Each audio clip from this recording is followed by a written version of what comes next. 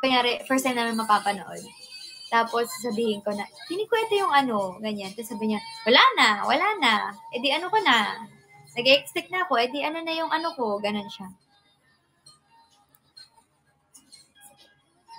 Kaya, wala lang. Kaya pag nandun na sa twist, tas tama ako, sabi niya, wala na. Hindi na siya masaya, hindi na siya na-excite. Kaya hindi ako masaya kasama niya. May gusto ko panoorin? Vigilante? Korean siya. Wala pa siya sa Netflix, pero parang maganda siya. Si Nam Yoo.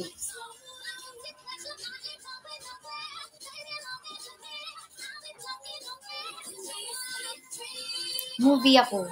Oo, yung Malyari. Sabi ko, ano ba yung movie ni Piolo, Malyari, malaria. Sabi niya, nagkasakit na siya tuloy. Sabi ko, Malyari kasi pala. Pero maganda daw. May nakita akong review sa, na maganda daw siya. So, sino Chite? Wait lang, guys. Okay. Anong motivation ko? Ako motivation ko? Syempre, yung family ko. Syempre, yung loved ones. Sure. Pero totoo, family. Tapos, di ko naman sabi ko sa inyo kung sinabi ko kay Ella. Sabi ko na, nasabi ko kagabi sa inyo na kapag maganda pag tama yung tao sa buhay mo, parang maganda din yung pumapasok na blessing sa'yo.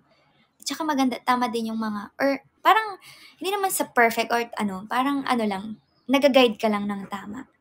Ganun.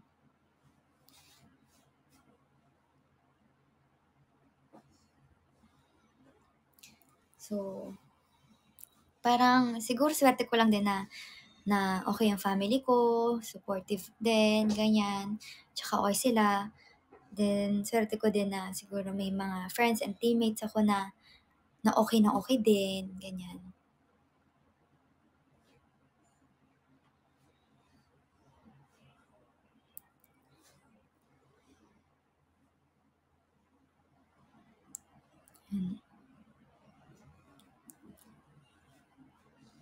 Kaya, ayun, sobrang happy na ako ngayon kaysa sa parang, ngayon kahit na medyo magulo ang gulo ng world ko, yung labas ng world ko, parang panatag ako na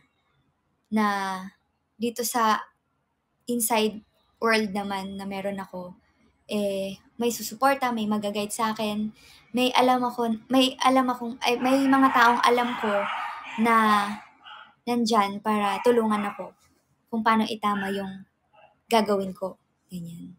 Diba? So, ayoko naman na bumalik sa world na ang gulo-gulo na nga, tapos yung parang, alam mo yun, parang ang gulo na lahat. Pati ba naman yung inside world ko magugulo pa, 'di ba? So, parang ngayon, okay na, panatag na ako. Parang, sige, magkagulo kayo diyan, ang dami niyong italak diyan, ayan.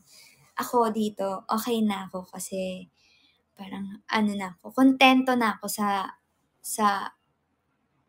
sa life ko and sa taong nakakasama ko ngayon.